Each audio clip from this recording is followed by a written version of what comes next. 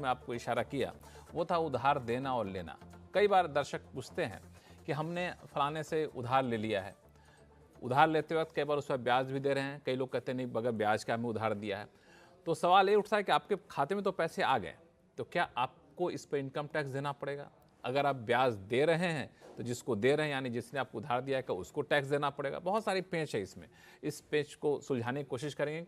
कोहली साहब, क्या कहा जाए? पहला उदाहरण तो ये कि मान लिया किसी ने उधार दिया है मुझे जी, और मुझे वो कह रहा है कि आपको ब्याज देना पड़ेगा जी, जो भी 1% 2%। तो ऐसे मामले में जो ब्याज ले रहा है उधार देने वाले शख्स, क्या उस पर इनकम टैक्स लगेगा? और हमने अगर ब्याज दिया है तो क्या इसके वजह में कहीं छूट मिलेगी?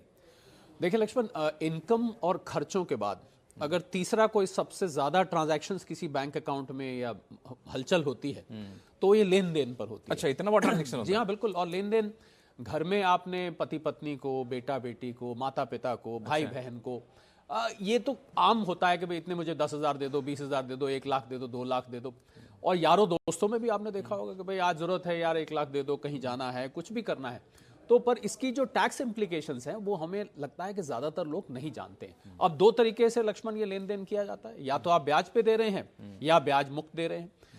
अब आपको याद होगा, हम गिफ्ट के प्रोविजंस जो हम अक्सर डिस्कस करते रहते हैं, जहां तो बात रिश्तेदारों की है, और रिश्तेदारों में आप अगर ये लोन आपस में ले दे रहे हैं और आप ब्याज मुक्त लोन कर रहे हैं रिश्तेदारों में, ध्यान दीजिएगा, रिश्तेदारों में ब्याज मुक्त लोन, तो वहां पर अगर आप ब्याज नहीं लगा रहे हैं पर आप वैसे कहीं और से पैसा लेते तो ब्याज लगता, तो देने वाला जिसको लोन दे रहा है उस पर वो एक नोशनल इंटरेस्ट बनता है कि भाई आपने तो दिया पर आप दिखा नहीं रहे हैं, मतलब आप ले नहीं रहे हैं, पर क्योंकि वो रिश्तेदारी है तो वो गिफ्ट मान लिया जाएगा।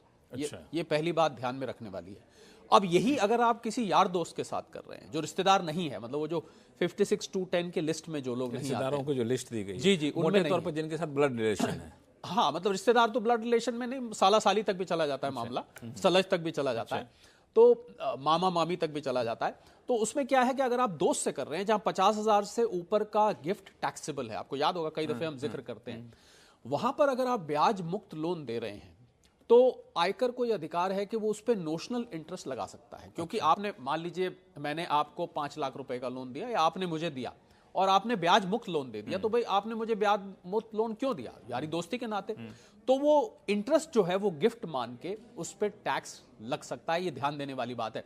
अब आपने जो दूसरी बात पूछी कि जो ब्याज दे रहा है, मैं इस पे रोकूंगा आपको जी। तो कुल मिलाकर ये कहूँ कि रिश्तेदारी में जो इनकम टैक्स के परिभाषा के हिसाब से रिश्तेदार है, उनसे हम उधार ले रहे हैं या उनका उधार दे रहे हैं, तो वहां पर हमें बहुत टेंशन लेने की जरूरत नहीं है। बिल्कुल, आपने बिल्कुल सटीक बात। बहुत कहें तो एक ईमेल वगैरह के जरिए बता दें कि हम आपको उधार दे रहे हैं जी, आपको गिफ्ट के तौर पर दे रहे हैं, तो कोई दिक्कत नहीं। हाँ, अब दूसरे आप जो बता रहे थे उस पर मैं आ रहा था, जो आपने ये कागजी कार्रवाई की बात करी, मैं उस पर आ रहा था, आपने मुंह से मेरी बात छीन ली। पर दूसरा जो कैटेगरी है जहां पर आप नॉन रिश्तेदार को देते हैं, अब जब जो देने वाला है, जो ब्याज दे रहा है, मान लीजिए अब ये तो रही कि आपने बिना ब्याज के ले ली, अब आप ब्याज वाकई में दे रहे हैं, तो क्या इस ब्याज का आप लाभ उठा सकते हैं?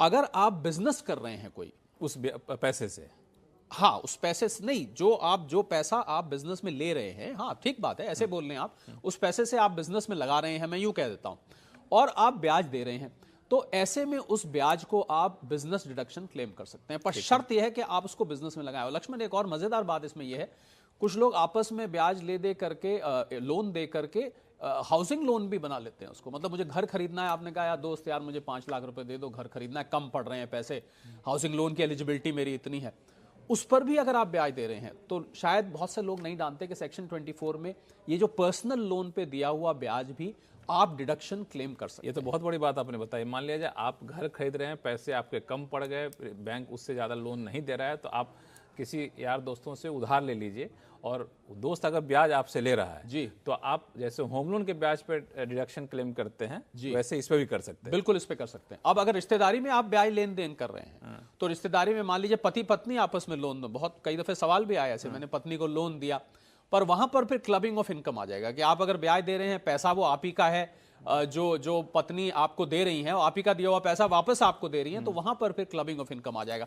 तो बड़ी पेचीदियां, और हम इस पेचीदियों पे चर्चा करने का कारण यही था, जैसा मैंने कहा, इनकम और एक्सपेंडिचर के बाद अगर सबसे ज्यादा कोई ट्रांजैक्शंस किए जाते हैं तो ये आपस में लेन देन के ट्रांजैक्शन। एक सवाल और उठा कि आपने कहा कि आप उधार लेकर पैसे को अपने बिजनेस में लगा रहे हैं जी। तो आप वहां पे क्लेम कर सकते हैं। जी। मान लिया हम नौकरी पेशा लोग हैं जी। और हमने किसी से पैसा लिया और वो ब्याज हमसे चार्ज कर रहा है जी। तो हम क्या करें?